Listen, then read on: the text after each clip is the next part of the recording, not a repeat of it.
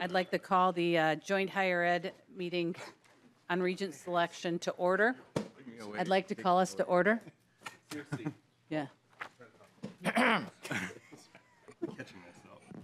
Very senatorial. Thank you. And I know there's a couple of more members that are going to be here momentarily because we had a change at the last minute. And so we have a couple of people who had some scheduling conflicts, but I think we're going to come pretty close to a full house this morning in a few minutes. First thing we need to do is adopt the rules for the joint committee. I think everybody's been supplied with the rules. That they're pretty much the same as last year. They should be in the packets. If anybody has any questions, we can take a look at them. But I think everybody did get them beforehand. Madam Chair, then I will move the temporary rules. Representative Nornes has moved the rules to adopt the rules. Senator Abler? And I think they're fine, but does that mean that we have to nominate somebody? What if we just get so hung up we can't come to a decision? Does the world end or something? I think or is so. that we have to stay here till we do? Is this like the Pope? We have to keep putting up White smoke. Yeah, we're looking for the white smoke.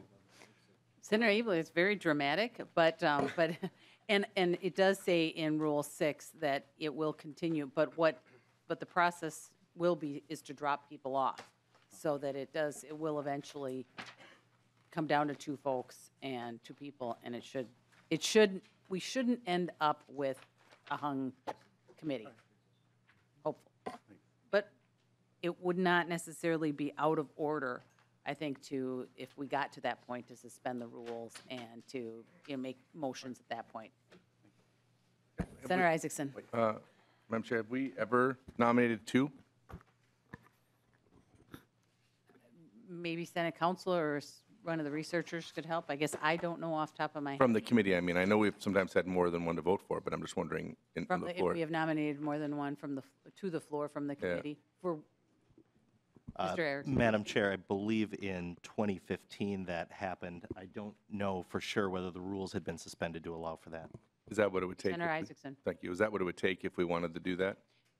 Senator Isaacson, once we adopt the rules, yes. Okay. Any further questions? Representative Nornes renews his motion to adopt the joint rules as presented. All in favor say aye. Aye. Those opposed, no. The rules are adopted. Moving on to, and the reason we are here, so now that we have the rules, we can do it very orderly. We're going to have 3-minute presentations from each of the candidates, and they are in alphabetical order, and they are 3-minute candidates, or 3-minute presentations from each of the candidates. So what I'd ask is that the candidate come forward, we'll have the presentation, and then they can go back, and so that the person presenting will be the only one at the table at that time, and then we'll bring you all back afterwards. But so, of course, since everybody probably has already guessed, Ms. Davenport will go get first, please. Welcome to the committee. And Jason will be timing, so if it does get close, he will, what do you hold up? He'll go like that. Thank you. Please begin when you're ready. Good morning. Thank you for the privilege of addressing you today. My motivation to serve as a regent comes from the culmination of more than 3 decades of addressing difficult and critical issues within higher education. That is perhaps what differentiates me from other candidates and what I would bring to the Board of Regents. My career has taken me to literally every University of Minnesota and Minnesota State System campus across the state. I have seen firsthand many amazing accomplishments as well as challenges faced.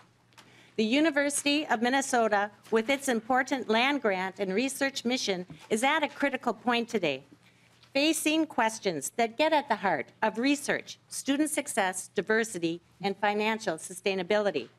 The experiences, skills, and knowledge I would bring translate well into becoming an effective governing board member who provides oversight and advises the university president. For instance, I bring years of planning and budget experience in confronting financial challenges and working towards solutions to college affordability while maintaining the quality programs Minnesotans have come to expect. I bring experience to the board from my extensive engagement with Minnesota's economic and workforce development issues, working with large and small businesses and the Minnesota Chamber, for example. In addition, I have been involved in forging strategic public and private partnerships to fund scholarships, research, and new program development. In fact, my candidacy is endorsed by one of Minnesota's business leaders, Mr. Glenn Taylor, who sat in this legislature and knows the challenges we face in higher education and in the state's economy. As a regent, I would bring hands-on experience with performance measurement and accountability, and have been recognized for work conducted with the U.S. Department of Education on policy, rules, and regulation. Finally, I have worked with many of you in these chambers, promoting higher education policy, appropriations, and capital investment. I've learned to listen to constituents, including you, our legislators, about expectations for higher education. In conclusion, I would bring to the Regents over 3 decades of passion in serving our Minnesota students and other higher ed constituents. I hope you will agree that I am the right candidate at the right time, coming with high energy, passion, and the right skills to be a servant on behalf of all the people of Minnesota. I promise you, if you select me as a regent, I will seriously attend to, drive forward, and embrace the rich legacy of the University of Minnesota, our state's flagship university. Thank you. Thank you very much. Perfect timing. Next, we will have Dr. Edwards.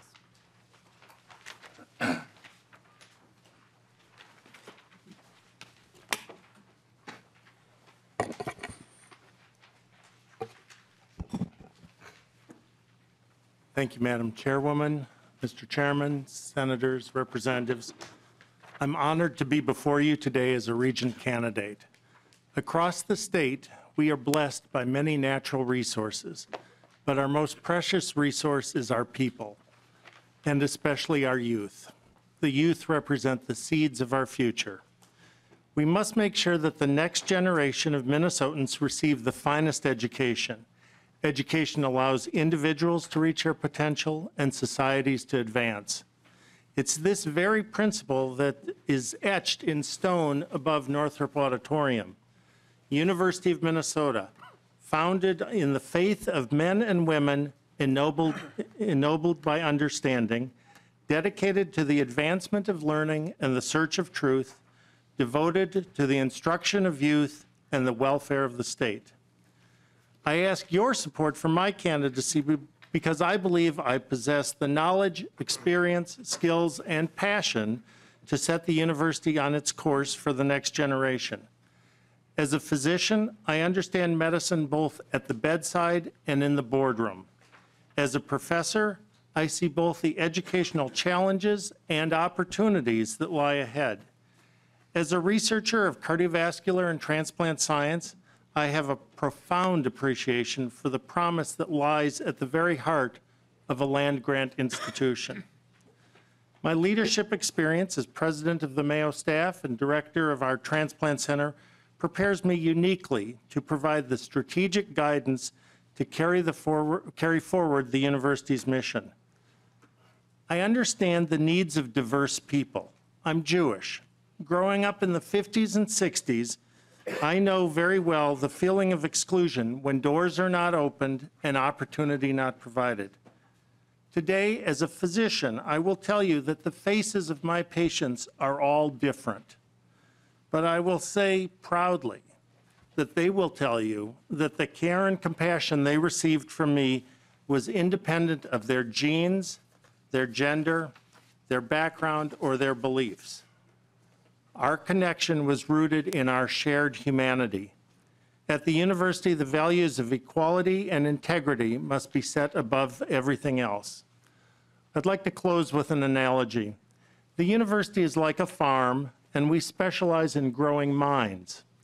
On the farm, the Board of Regents, the President, and the state legislature share the responsibility for the harvest. As a regent, I will dedicate myself to these precious crops. I will ensure that those tilling our fields represent the best minds, talented women and men of the highest integrity. And when the harvest comes and we see another generation of bright, innovative thinkers, we as Minnesota citizens will be blessed. I thank you and appreciate the time.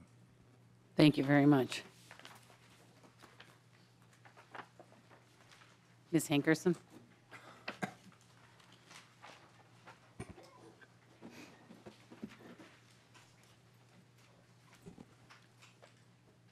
Members, thank you very much for this opportunity. I'm a graduate of the University of Minnesota Law School. I recently retired after over 33 years at Federated Mutual Insurance Company, where I led the compliance department. In that role, I worked with all areas of the business, providing guidance on meeting legal and regulatory operational requirements while fulfilling our business mission and goals. Additionally, in my time there, I led the effort of Federated's group health operation to comply with the Affordable Care Act. I've also served on the Minnesota Petro Fund Board for over 20 years. In my career, I developed a reputation for asking the tough questions, challenging the orthodoxies, and making the hard decisions. I will bring those skills to the board to work to help the university, its students, and its healthcare operations succeed and thrive. I have not and do not currently work for an entity that is a competitor of any aspect of the university system, and I have not been a part of an educational establishment. As such, I believe I am in a position to challenge the administration on issues that arise as part of the board's role in oversight of the system. Having worked for a healthcare payer, I will bring a new perspective to the board as it oversees the university's academic healthcare operations.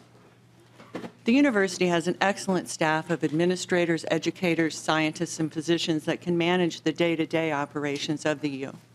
I believe my background in both business and health insurance would be assets for the board as it fulfills its role in overseeing the ongoing challenges of such a large and varied operation as the university system. The board needs to be able to provide vision, guidance, and oversight to the administration of the university as they respond to the financial and operational concerns faced by educational institutions in our changing world, as well as dealing with the issues presented by being a healthcare provider in the current environment. I believe that I have the skills to be a productive member of the board.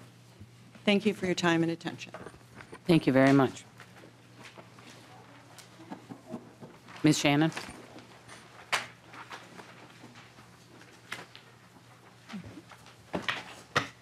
Good morning. I want to thank the Joint Senate and House Higher Education Committees for this opportunity and the other Board of Regent candidates here this morning for their interest in serving the University of Minnesota. I am Wendy Shannon. The University of Minnesota is very important to me and has provided me with my educational footprint, 3 degrees, a BS in 1976, MA 1981, and a PhD in 1989. Currently, I serve Winona State University as the director of the Graduate Induction Program, chair of the Rochester Education Department, and assistant professor. I have resigned this position after 6 years, effective June 30th, 2018. Why? Because our college needed to cut $500,000. I have led faculty search committees and identified new quality hires, and it is time for me to move on. 3rd chapter. Prior to the Winona State position, I was superintendent of Byron Schools for 13.5 years and retired in 2012.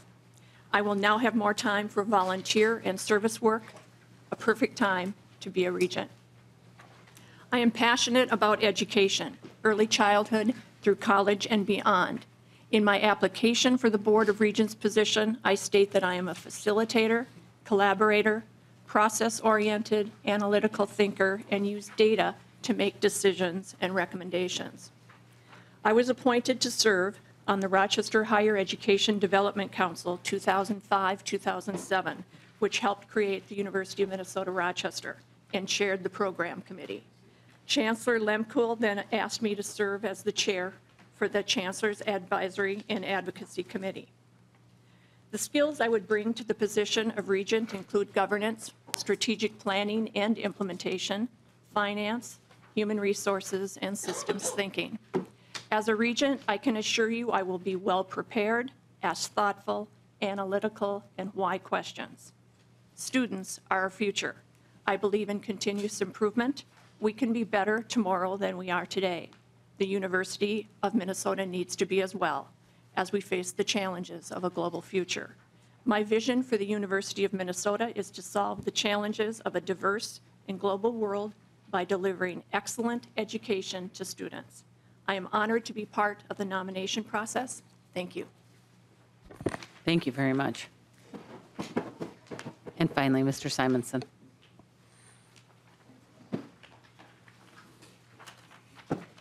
Thank you. It's an honor to be here. I've had a close relationship with the University of Minnesota for many years. I obtained my doctorate here in 1981. I've conducted research projects with university faculty, served as adjunct professor, co-advised graduate students, and participated in teaching many courses. I've also served on several advisory committees. My daughter received her undergraduate degree here in history, and my son received his master's in public health, his medical degree, and did his residency here at the University of Minnesota. In my professional career, I've been involved in starting and the subsequent sale of 2 animal health companies here in Minnesota, as well as being part of management teams for 4 multinational companies. In all of these companies, we have hired University of Minnesota graduates, sponsored externships from the University of Minnesota students, and supported research projects at the U. My company and my wife and I have also helped establish a fellowship in food animal health at the U. I remain a strong advocate for the University of Minnesota in advancing the mission of this great institution that has meant so much to me personally. All that said, I'm especially interested in some strong, certain specific areas. The University of Minnesota is a land-grant university, Minnesota first.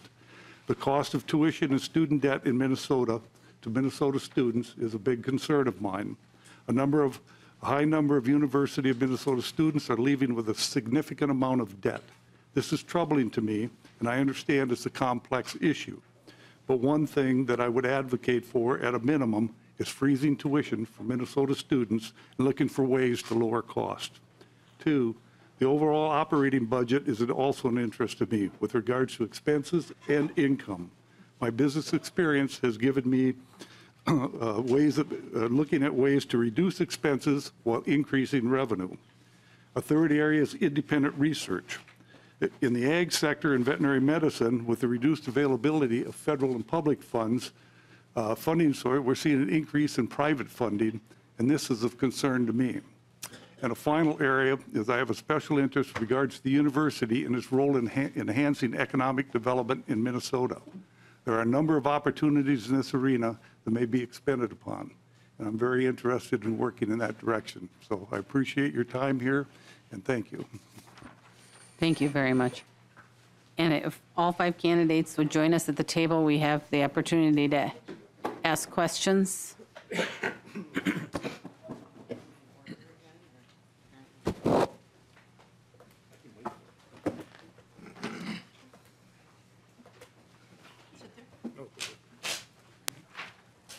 There's 5 here.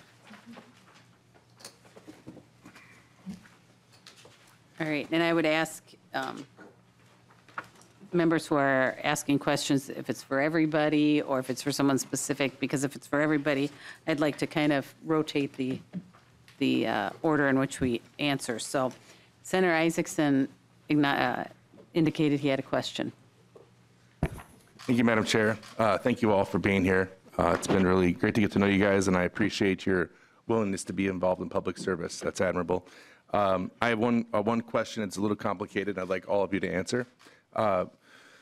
Very likely, you will be voting on, or at least possibly you'll be voting on selecting a new president. That's always a possibility that the regents are going to be engaged in that. And I want to know 2 things. One, what are the maybe top 1 or 2 qualities you're looking for when choosing a new president? And 2, how important do you rank the academic credentialing they might have as a part of that equation for yourself?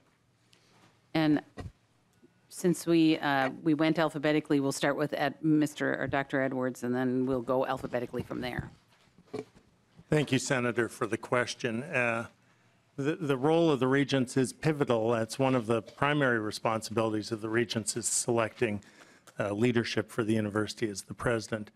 When I look at the qualities of good leaders, I think that the first and foremost quality is that of integrity. And we clearly want a leader who not only has integrity, but effervesces integrity for the University of Minnesota.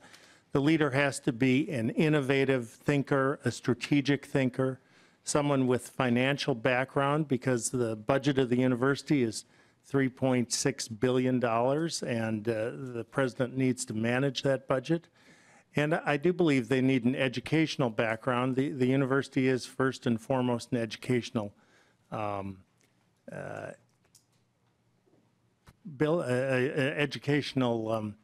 unit, and clearly if the new president has a background in higher education, I believe that's important. Ms. Hankerson. And if we could just keep them to about a minute. We're not necessarily timing these, but the time we do have for questions is timed, so. With regard to the academic credentials required, I don't know that that's necessarily the most important thing.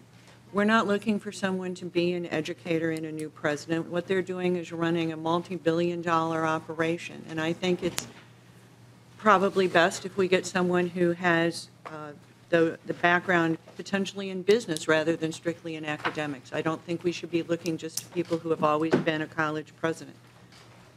What you're doing is running the business as opposed to teaching the classes.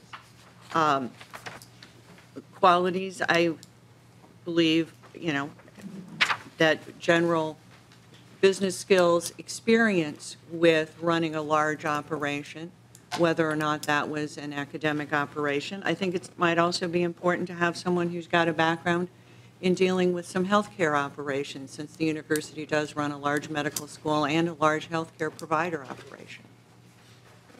But I think we should be willing to look outside just the world of academia for someone in that position. Senator Isaacson, I've been thinking about this since the University of Minnesota Alumni Forum, and I would say that it should be a multi-dimensional leader, and with that, I think it could be a higher ed degree and possibly an MBA, so it could be a combination. The president needs to be resilient and courageous, and then number 3 would be able to drive efficiency and innovation. Simonson, Mr. Simonson. I would certainly like to know what his or her mission would be and how that would differ from what the university is doing now. As has already been mentioned, I think experience in higher ed could be good, but I also think business experience, when you look at our $3.9 billion budget, I think is what we have for 2018, and handling that and how looking at expenses plus increased revenue, so somebody that can do that. I'm also a strong advocate of the team effort and how you can lead a team. I've got an acronym a person gave me. I keep my office team together, everyone achieves more. I'd want somebody who's very open in communicating. Open communication is very important, especially not just within the university, but with the legislature and the public as well. There are some things that I've heard in the last week that really surprised me. I didn't know were existing at the university, and it surprises me and somewhat troubles me. Thank you. Senator Isaacson, members, you asked 1 or 2 qualities and whether or not, or the importance of academic credentialing. So in addition to the obvious integrity criteria, I would look for an enterprise leader, somebody who knows how to operate within multi-group university in this case, and somebody who's a good communicator, who's transparent and forthright when dealing with constituents both internally and externally.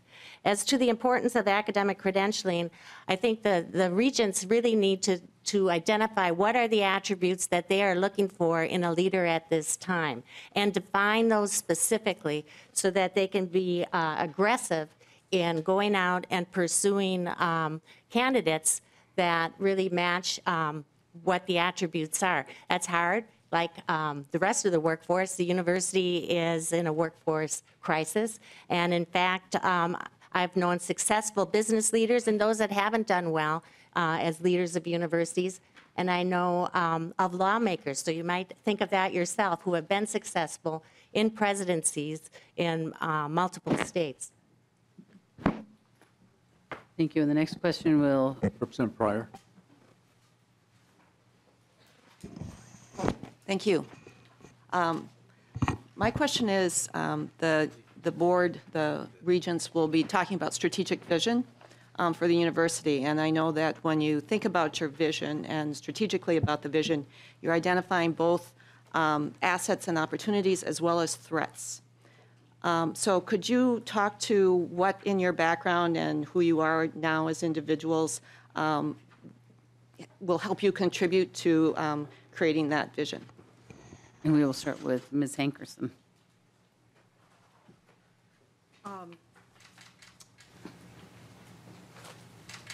With regard to what in my background would help me address a strategic vision, my work for over 30 years at Federated involved identifying risks and threats to the company, first through dealing with litigation as staff counsel to their claims department, and then in the compliance area and looking at what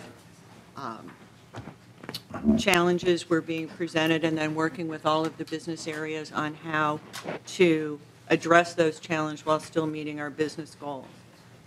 One of the major issues of concern, I believe, at the university is the healthcare operations, and having spent the last 8 years dealing with how to comply with the Affordable Care Act from the payor side, which is where the money comes from and where the U needs to be concerned about, I believe, with the hospital operations. I believe that I bring those qualities to be able to assist in developing a strategic vision that will meet the university's needs. Ms. Shannon? Thank you. I have had a significant amount of training in strategic planning, including a recent format called SOAR, rather than the SWOT, strengths, opportunities, aspirations, and results. So it's a little bit of a swizzle. So in terms of my current work, I was trained with the Facilitators Network here in Minnesota.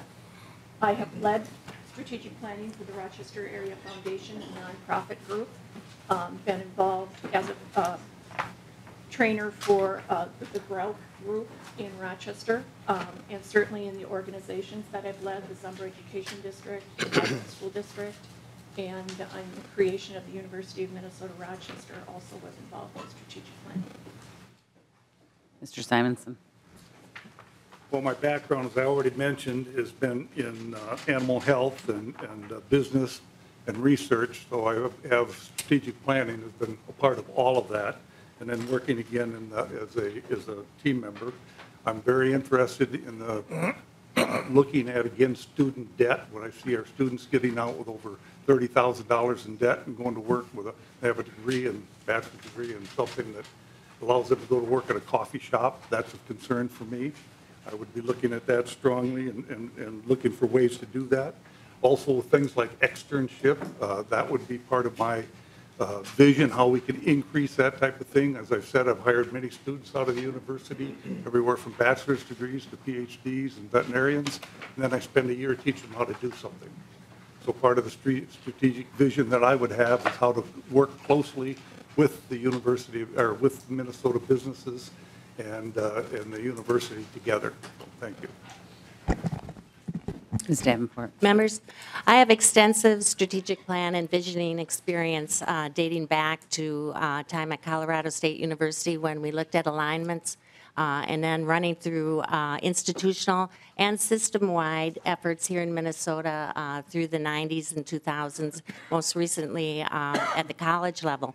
I've been involved in bringing together dispersed groups to look at vision, and to, even in an previously antagonistic relationship, come together in a joint state plan for career and technical education, which has been a model for the country. Still today is being developed from that early effort. It's important to not only look at the SWOT analysis that many are familiar, but I found success in looking at and envisioning and dreaming and thinking big about the future state of an organization and what that could be, and what are the steps to get us to that new big idea. Thank you. Thank you very much. My experience in strategic planning dates back to the mid-'90s when I served as president of the American Heart Association Minnesota affiliate, and we undertook a major strategic plan that reorganized the Heart Association activities. I've been involved in strategic planning as president of the Mayo staff. I've been involved in strategic planning as director of our transplant program.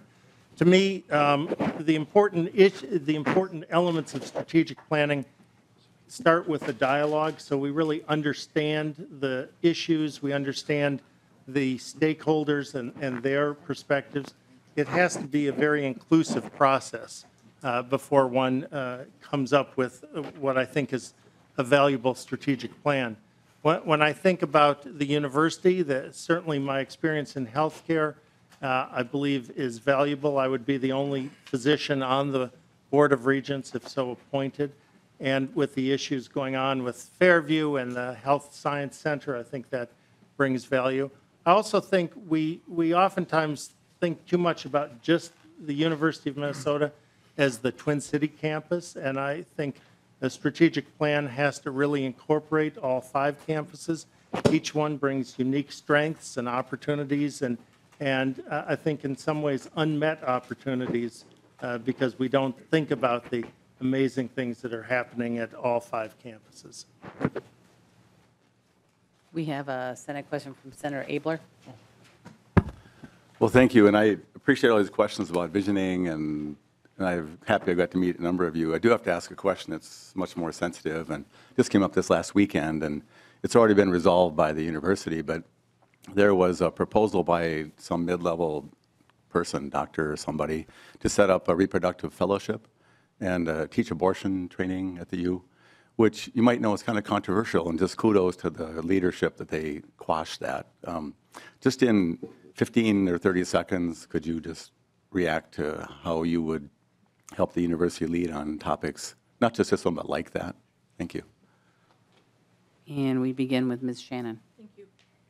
What I would say is that you have to ask questions and make sure that senior leaders are having other managers follow expectations related to research and, in this particular situation, training, so that there should be some non-negotiables. And as a leader, you need to be able to establish what those are and expect the senior leaders to follow through on those.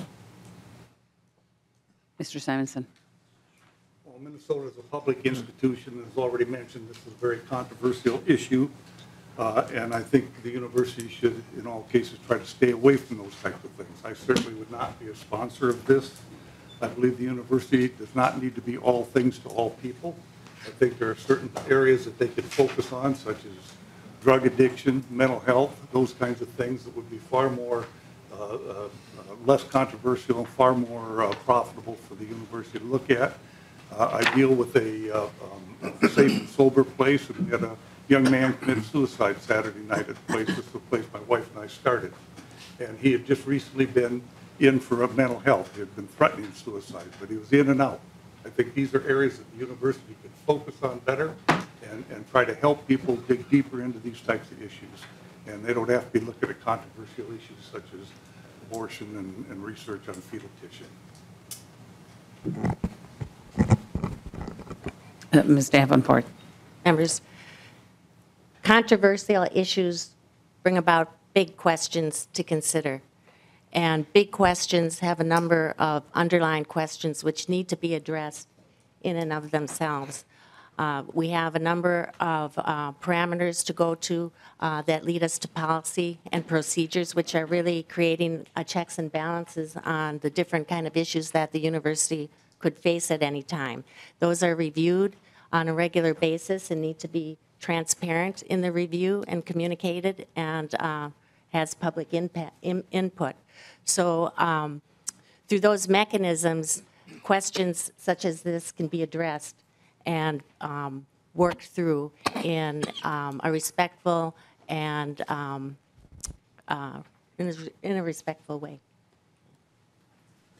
Mr. Edwards. Thank you for the question. I believe these are very difficult issues, and in many ways, the university should be a crucible to address difficult issues in a respectful, open dialogue. And I believe that we have to foster dialogue, because otherwise we end up with a polarized society and we don't come together. So I view these both as challenges but also opportunities, and the university can use their gravitas and their unique status to bring together dialogue, to have transparency. I would say in this particular case, the system worked. There was a issue that came up, the public identified it, they brought it to the attention of leadership, and the fellowship was withdrawn. So in that way, the system did work, but certainly more organized ways are more advantageous. Ms. Hankerson. I believe that your question really goes to more of a management issue. Is there a clear chain of command? Is there a clear review process? While we need to have academic freedom at the U, there are guidelines and parameters within which the U operates. And from what little I know about this current situation right at this point, it appears to me to have been a breakdown in management. Things weren't vetted properly up the chain before decisions were made. And I think that that's one role that the board needs to have right now, is to provide a better management structure and a better chain for reviewing controversial and non-controversial issues that arise at the university. Representative Jessup. Thank you, Chairs. My question for all of the candidates, in industry, you want to have some area of expertise that kind of distinguishes you from your competition. And in the same way, we want the University of Minnesota to be distinguishable from, we'll say, other institutions of higher learning, certainly within the Midwest. So my question is what do you see today as maybe the 1 to 3 kind of distinguishing attributes that are unique to the University of Minnesota? And what's kind of your vision for how do we retain that kind of, say, elevated position relative to some of our competition in the Midwest as we go forward? And I believe Mr. Simonson answers first on this one. Well, as I've already said, I don't think the university should be all things to all people. My experience, of course, has been in animal health, which is a big industry here in Minnesota, in excess of $10 billion. We're third in swine production. We're first in turkey production. We're declining on dairy as large dairies are going. I think the university can do a much better role in helping Minnesota agriculture and animal health. Secondly, obviously, and I believe strongly in our medical school, in our medical training program. I think that's an area of focus that we need to continue to expand upon.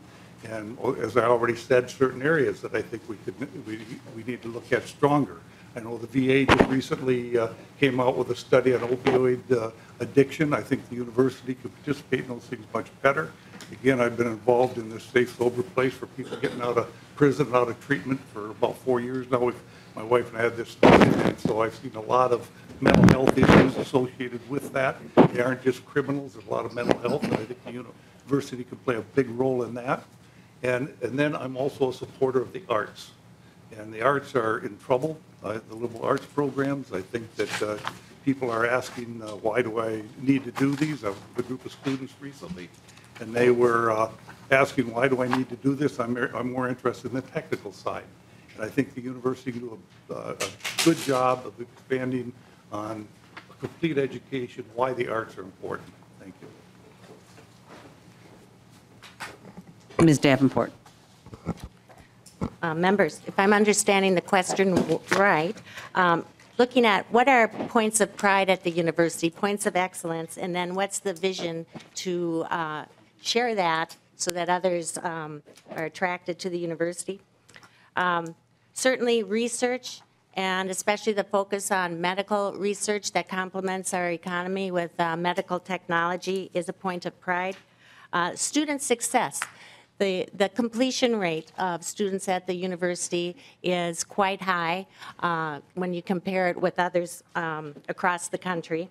And the university is emerging with some creative scholarship programs for students that get at some of the affordability issues. And I think those are all points of pride that those looking for an education will look to the university and see.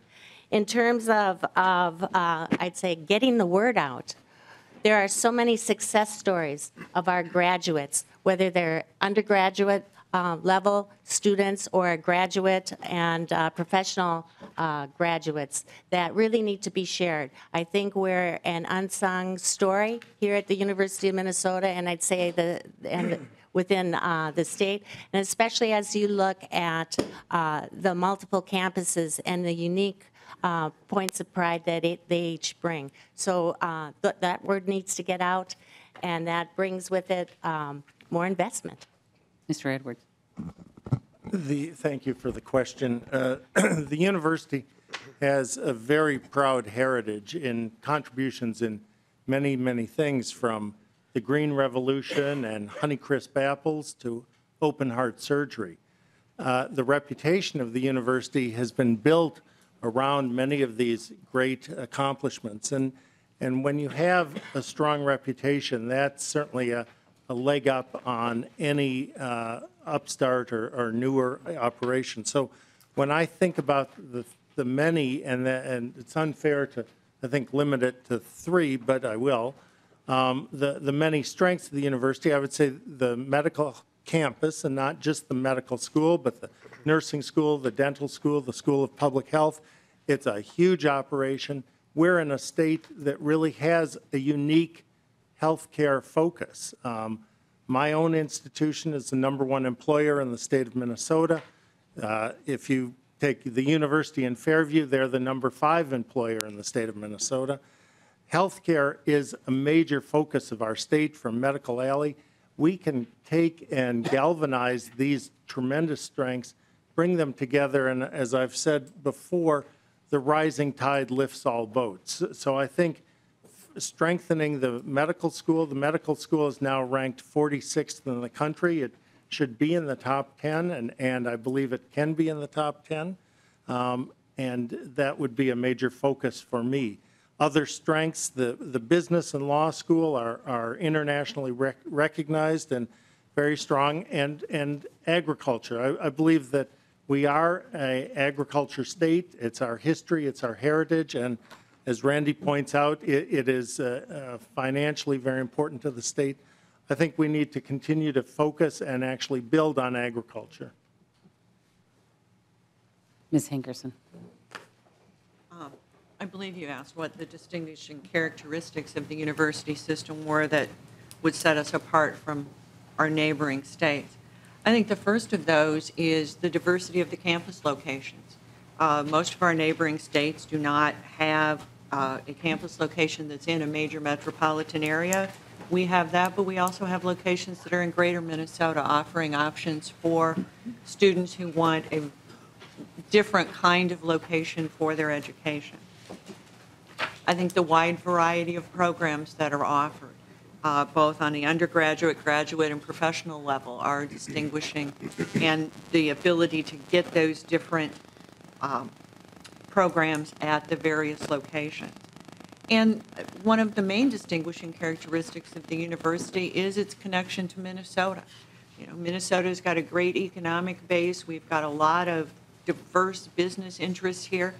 And people who graduate from the university through their years at the university can develop relationships with those companies that will then keep them in Minnesota and help those companies thrive and help the state continue to thrive. Ms. Shannon. Thank you.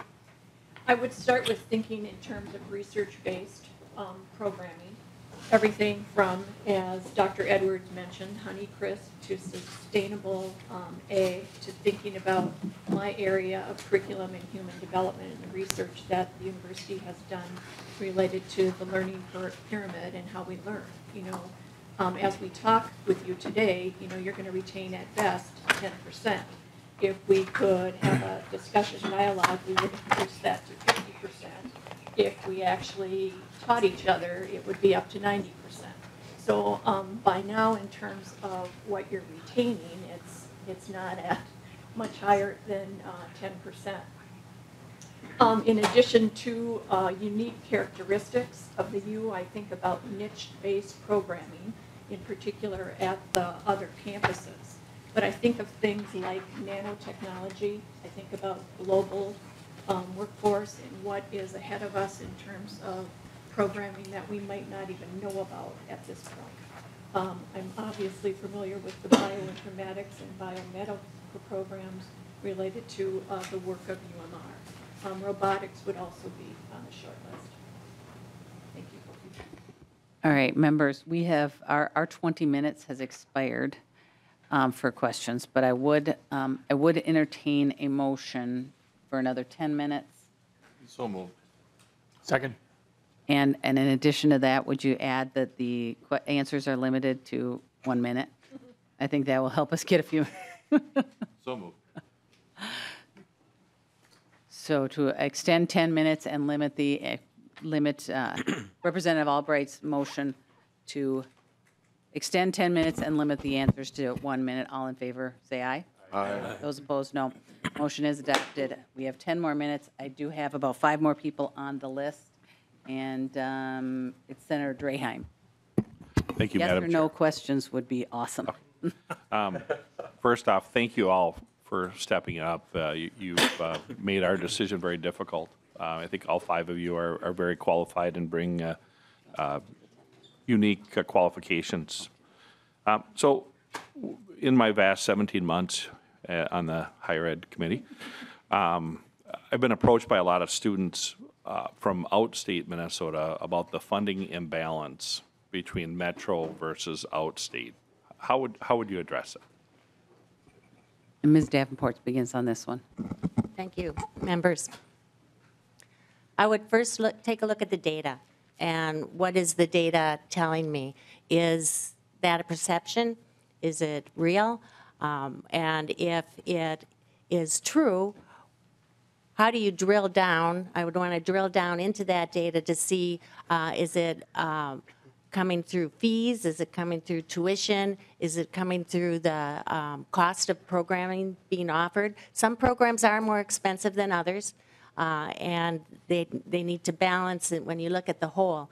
But I would drill down into that and then look at the makeup of the students that are attending and what is the data around them.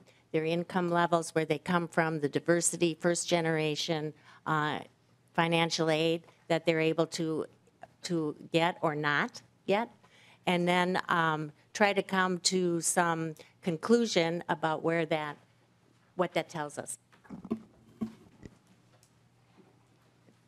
Mr. Edwards.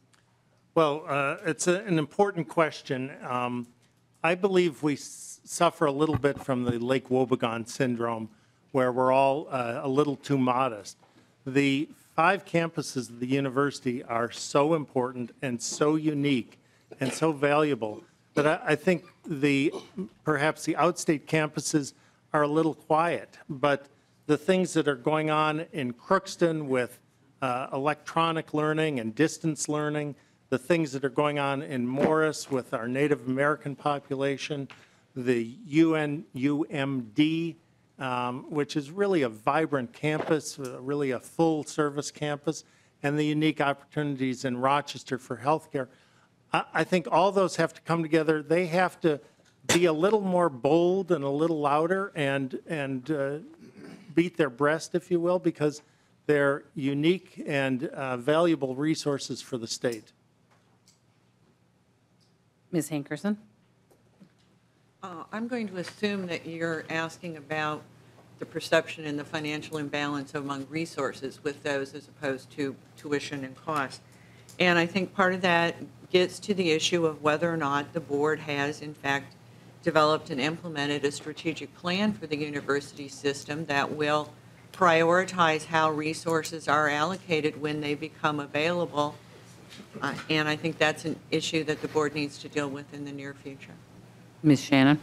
Thank you.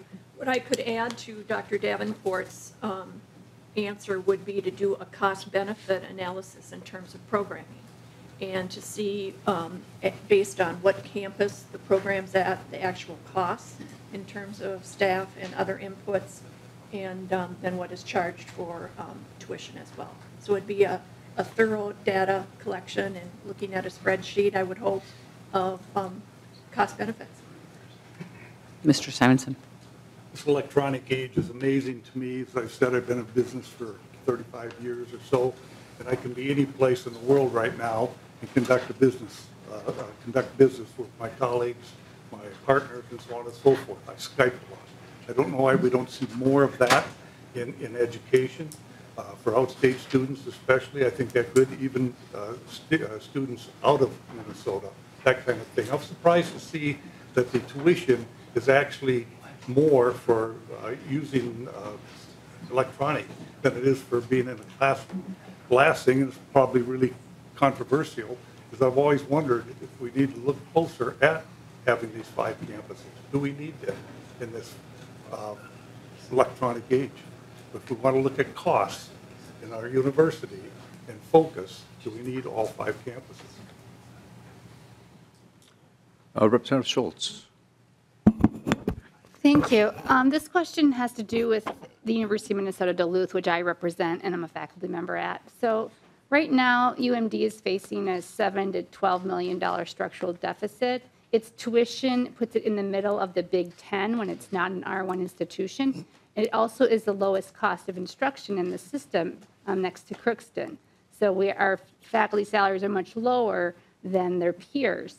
And right now, it's also receiving and has received the lowest state allocation per student in the system and almost throughout the mid-state system. So the per student allocation of state funding is extremely low.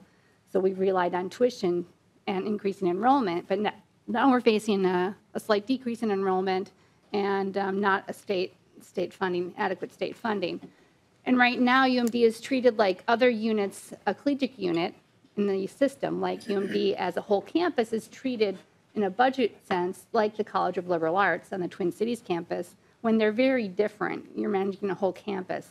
So I'm wondering, you can answer yes or no to this, whether you would really look at that budget model and how the system allocates state funding to the various campuses, and if you would be supportive of reevaluating that entire budget model that we've had for quite a long time.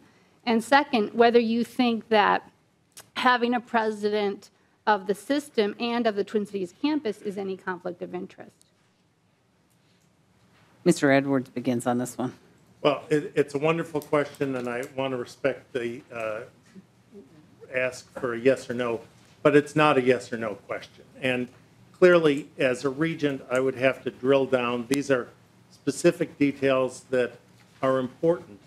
And you heard me before. I think the 5 campuses are hugely important. I believe they need to be supported in a manner that allows them to meet their mission.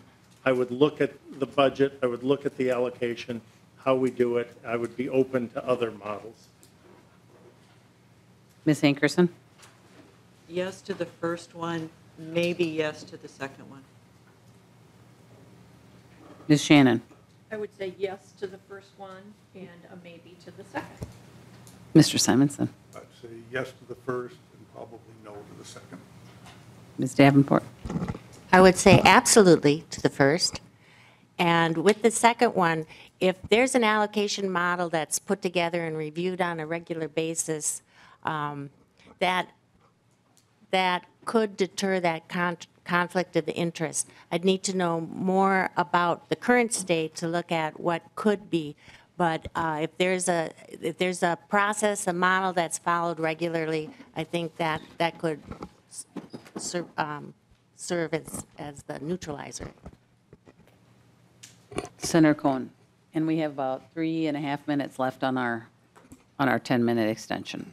Okay, thank you, Madam Chair. I'm not sure this lends itself to a minute, but Dr. Edwards, you alluded to the problems of Fairview and the university medical system. You mentioned that the medical school is now ranked 46th. Certainly over the years, it was either, if not a top 10, certainly a top 20. So if all the candidates can offer a quick answer, how do we deal with Fairview, its role with the university, and where the medical school is, and how to bring it back to where it once was? Ms. Hankerson starts on this. Well, first, it's my understanding that the agreement with Fairview is not being fully executed, that all of the monies that were supposed to be provided are not necessarily happening, and I think there needs to be a deep dive into that to determine why that is happening, and if it is to get the money back. But part of the problem is due to the effect of the Affordable Care Act on healthcare provider models and how they deal with payors. And I think we need to take a look at how the university is billing, how they are researching their allocating their research costs with regard to things that come through the medical school. I think it's going to require a detailed analysis, but I think it can be done, and I think there are solutions for it once we determine what the core problem is. Ms. Shannon. I would think in terms of well-executed study of the current situation. So there is that baseline, and then asking difficult questions as to why it isn't working and who isn't being held accountable in terms of delivery.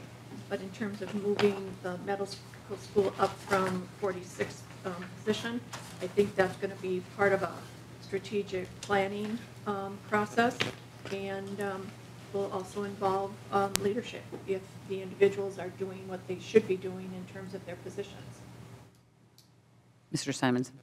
I'm not as familiar with this as I should be, but I'd certainly look at a detailed analysis of the situation, evaluate the problems that are there, and look at ways to resolve it. Ms. Davenport. Members, I would take a look at, again, what does the data tell us? What are the doctors saying? And what the regular review of these kind of agreements are necessary because the context and the environment is continuously changing. And so it's right to question that, and different experiences with these kind of issues, mergers, alignments, asking questions about cost, asking questions about customer service, and asking questions about where do we want to be in the future all enter in. Thank you, Mr. Senator. Edwards. Healthcare is complicated. The question you ask is multi-headed. The medical school and the ranking of the medical school, I think, is critically important. I'm biased. I'm coming from an institution where the medical school is currently ranked number 6th in the country. Can the university draft off of that? Can we learn? Can we work together to bring best practices to raise the level of both medical schools? I think we can. The relationship between the University Medical School and Mayo goes back to 1907 when Dr. Mayo was a member of the Board of Regents. I think those opportunities to bring all the healthcare providers, whether it's Alina and Medical Alley and Mayo Clinic and the university, together, their strength in numbers, and they're not competitors, we're colleagues. In terms of the relationship between Fairview and the university, like any partnership to work, the interests of the partners have to be aligned. I'm not sure that was the case when the original partnership was developed, but going forward, we have to look at an alignment of interests so that we can go down the path together. I think these are important issues. I think the regents struggle with these issues at almost any meeting, and so having healthcare background, I would hope, would be helpful to the board. And we have expired the 10 minutes, but without objection, I'm going to allow one more question. We have one more person on the list. Our final question will come from Representative Albright. Thank you, Mr. Chair, Madam Chair. Thank you all for coming today. In a previous question, you mentioned all some distinguishing features for the University of Minnesota. I think in light of that, I'll ask my question. In the Chronicle of Higher Ed, one of the items that has been mentioned is institutional support, and a metric in terms of gauging where we are in relationship to our neighboring states. In some cases, we are 2 or 3 times higher in institutional support over our neighboring states of Wisconsin and Iowa. That certainly speaks to a degradation of our competitiveness. I'll not belabor the point, but I just want to know where each one of you stands in terms of, should the priority of the regents be the institution or the individual? And how would you go about addressing that burdensome increase in spending? And on this question, we begin with Ms. Shannon. I would certainly need to do more analysis and study of what you're talking about, Senator Albright. But I can tell you that in order to drive efficiencies and excellence, that it would need to be looked at in terms of the institutional perspective. Mr. Simonson? Yeah, I look at the budget and it goes up every year. I look at the cost of tuition. I think in 2018, they're looking at a 2% cost of tuition for in-state students. I've read where we were having a $90 million reduction in administrative costs. I think these things need to be looked at more closely. Transparency is very important in this, and looking for ways that we can actually reduce our costs in a number of areas, administration being a big one, and other ways to increase our revenue. And there's a number of ways to do that if we look at other universities around our country. And so those are areas that I would look at very strongly. Ms. Davenport? The question, I'm not quite clear on the question. Is it about cost in terms of individual institutions and the disparity within? If that is what we're looking at,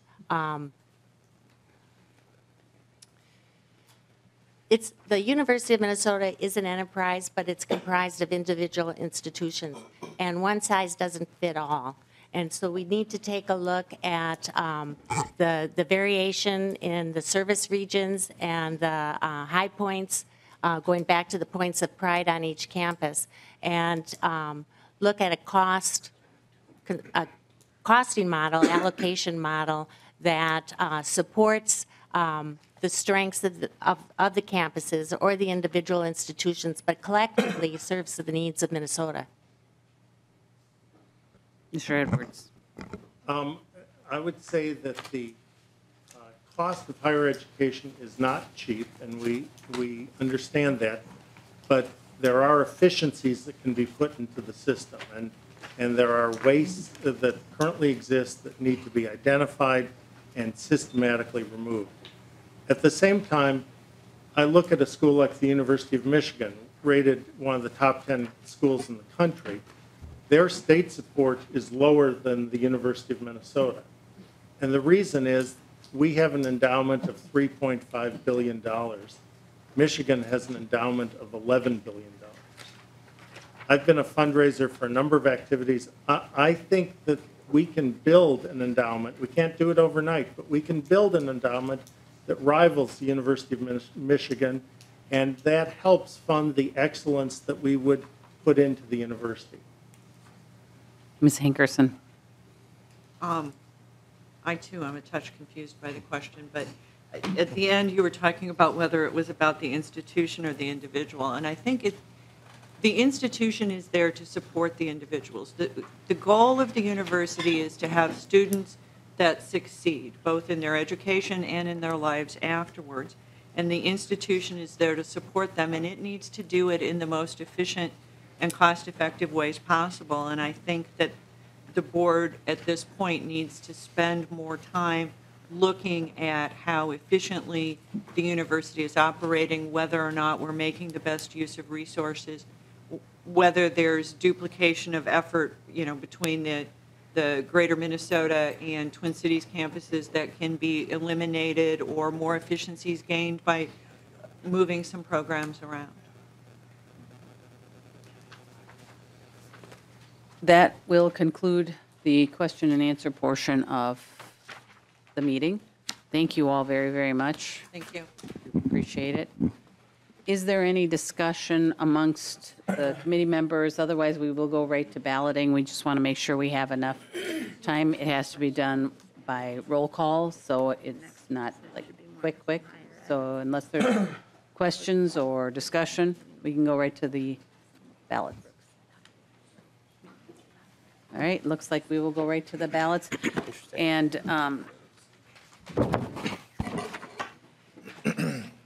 we will, the roll call will be called, and you just say the name of the person you would like to vote for.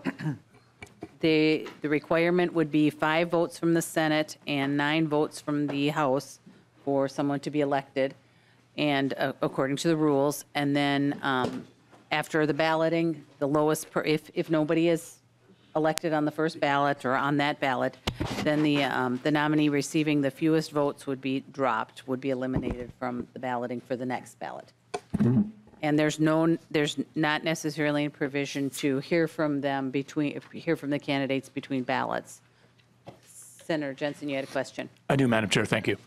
After we're done with the first balloting, if we're not successful in determining one person, would it be possible to allow perhaps 2 to 3 minutes of just discussion between our 2 joint committees? That would be in order. Thank you. That would be in order. That was a very good question. I thought of it myself. So Thank you. Secretary will take the roll. Chair Fishbach. Simonson. Senator Draheim. Senator Clausen. Edwards. Senator Abler. Davenport. Senator Anderson. Shannon. Senator Cohen. Edwards. Senator Isaacson. Senator Jensen. Edwards. Senator Newton. Davenport.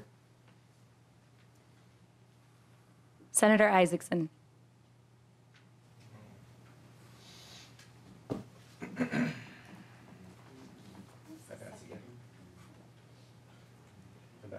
Yeah, just do the House.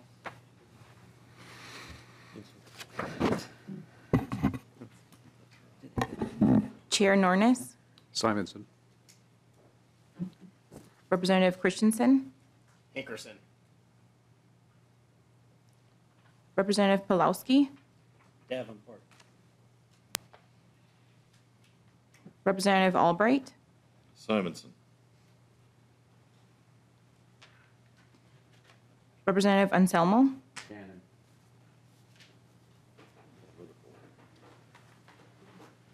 Representative Bernardi, Representative Daniels, Simonson. Representative Haley, Edwards.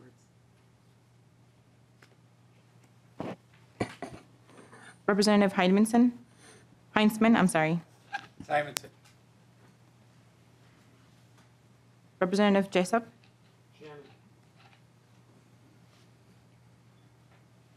Representative Lean,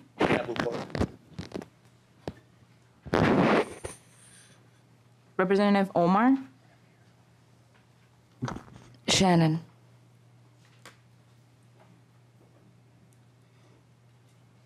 Representative Pryor, Davenport. Representative Schultz, Davenport. Representative Whalen, Representative Zerwas. Edwards.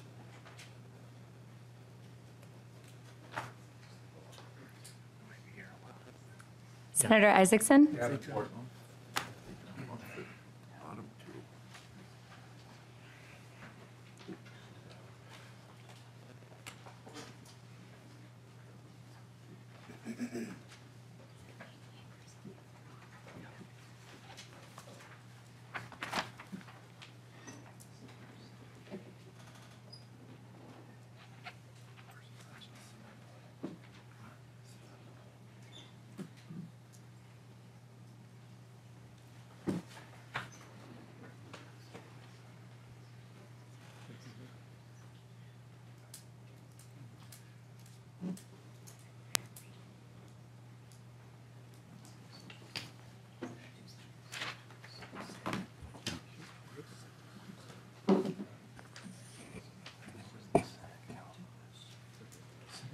no one has met the threshold required in the rules for election. So we will be dropping the lowest vote getter, which would be Ms. Hankerson. But thank you very much. I don't know. Oh, there. Thank you. I thought you would be in the front. Thank you very much. And unless there is more discussion, we will go to the next roll call. Senator Jensen. Thank you, Madam Chair. I would just like to share with the joint committees that, from my perspective, healthcare at the University of Minnesota is absolutely critical. It can drive a lot of the other programs. In some ways, there are some universities around the country that are driven forward by their athletics. Clearly, the University of Minnesota is not in terms of where we get our dollars from. But I think when it comes to healthcare, I think that I look for that conflict. And the reason I supported Dr. Edwards was I want the conflict on the regions. I think that we need some conflict there. And I'm hopeful that by a Mayo Clinic sharing some of its perspective, that the University of Minnesota might get its ducks in order. I know that Dr. Mac Baird is indeed trying to work with UMP Physicians Group to help align with Fairview. But that is indeed the reason that I've supported Dr. Edwards. I'm sensitive to the gender composition of the regions. I understand that. And I certainly am impressed with every of the candidates here. Thank you. Further discussion. Senator Abler. Well, thank you, and I appreciate this process, and thanks to all the candidates. And I was there. Actually, I think if we could put all 5 of them on there, that'd be pretty cool, but that would irritate 4 of the existing regions. But that's how good they are. But I do want to point out 2 things. One is that in the rules, we are charged to address various things, including gender balance, and 9-2 is a significant, I'm just going to use the word imbalance. And I think that either Ms. Edwards or Ms. Shannon, with their ties to Minnesota State, will actually bring a strength to the university as we try to help all students and to make the U even better. So thank you. Further discussion. Seeing none, the secretary will take the roll. Chair Fishbach. Simonson. Senator Draheim. Senator Clausen. Edwards. Senator Abler. Davenport. Senator Anderson. Shannon. Senator Cohen. Edwards. Senator Isaacson. Davenport. Senator Jensen. Edwards. Senator Newton. Davenport.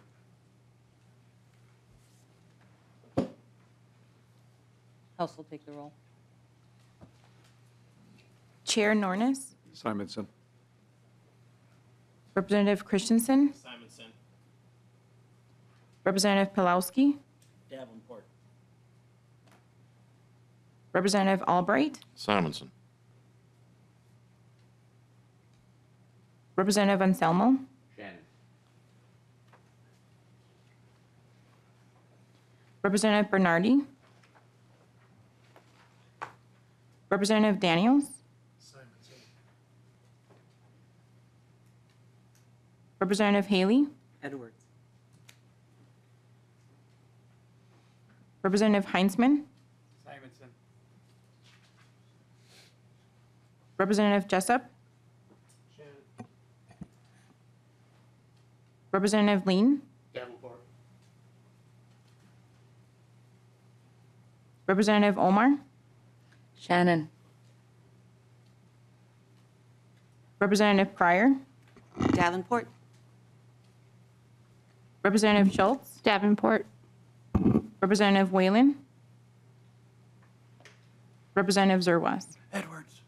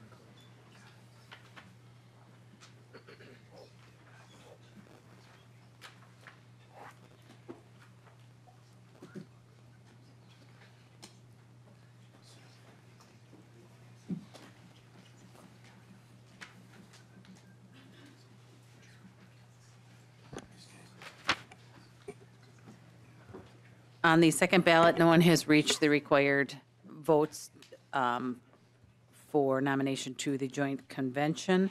On this, on our next ballot, Wendy Shannon will be dropped. Any discussion between ballots?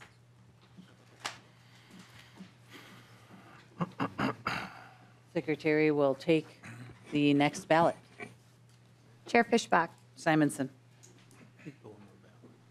Senator Draheim, Senator Clausen, Edwards. Senator Abler, Davenport. Senator Anderson, Edwards. Senator Cohen, Edwards. Senator Isaacson, Davenport. Senator Jensen, Edwards. Senator Newton, Davenport.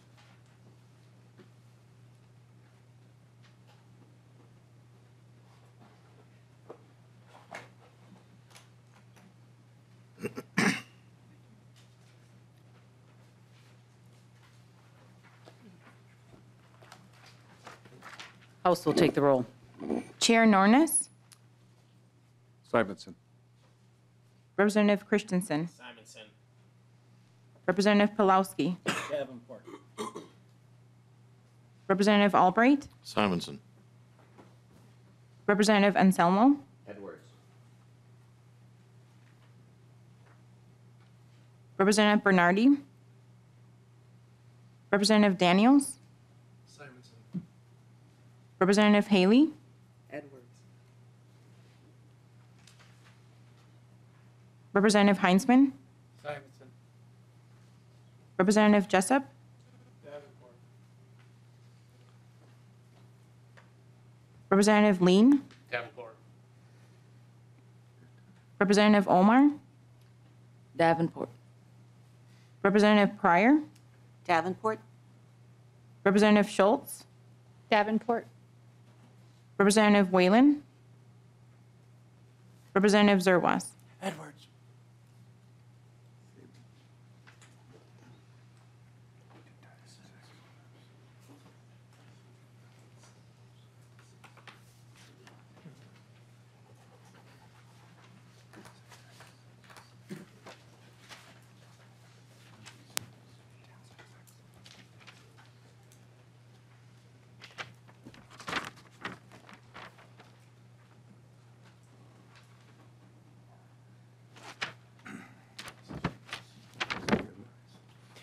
It is.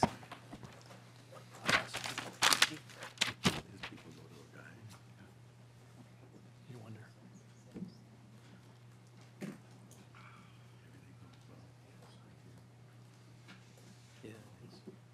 On the third ballot, no one has reached the required numbers for nomination. On the next ballot, Randy Simonson will be dropped, so it will be Davenport or Edwards. Any discussion?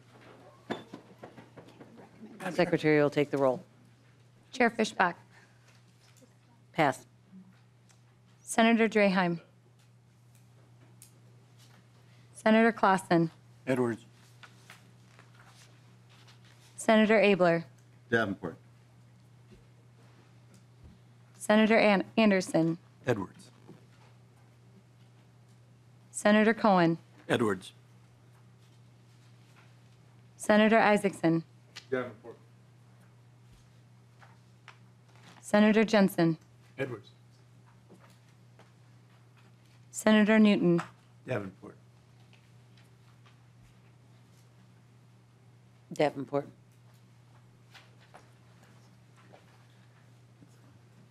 House will take the roll.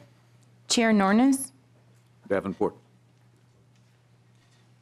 Representative Christensen, Edwards. Representative Pulowski, Davenport. Representative Albright, Edwards. Representative Anselmo, Edwards. Representative Bernardi, Representative Daniels. Representative Haley. Edwards. Representative Heinzman. Representative Jessup. Representative Lean. Davenport. Representative Omar. Davenport. Representative Pryor. Davenport. Representative Schultz. Davenport. Representative Whalen. Representative Zerwas. Edwards.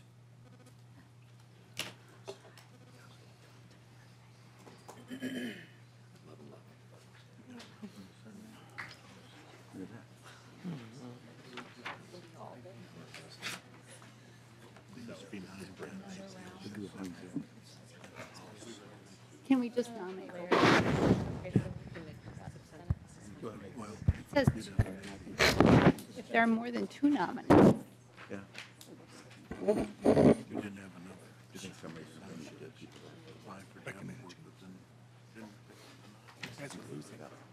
can nominate 2?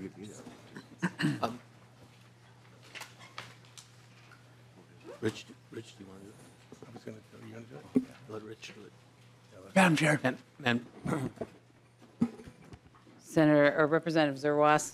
I'm wondering if a motion to suspend the rules to forward both names would be in order. It would would be in sec- order. I'll make that motion, Madam Chair. I would second the motion. Doesn't need a second. Mason. The motion has been made and to forward both the names of Davenport and Edwards. And it would, I guess, probably without objection, is probably going to happen, so we don't need to worry about the numbers for suspension of the rules. So all in favor of the Zerwas motion, say aye. Aye. Those opposed, no. Motion is adopted. So we will nominate, both names will be forwarded to the joint convention on Thursday morning. And without any other business in front of us, thank you very much. We are adjourned.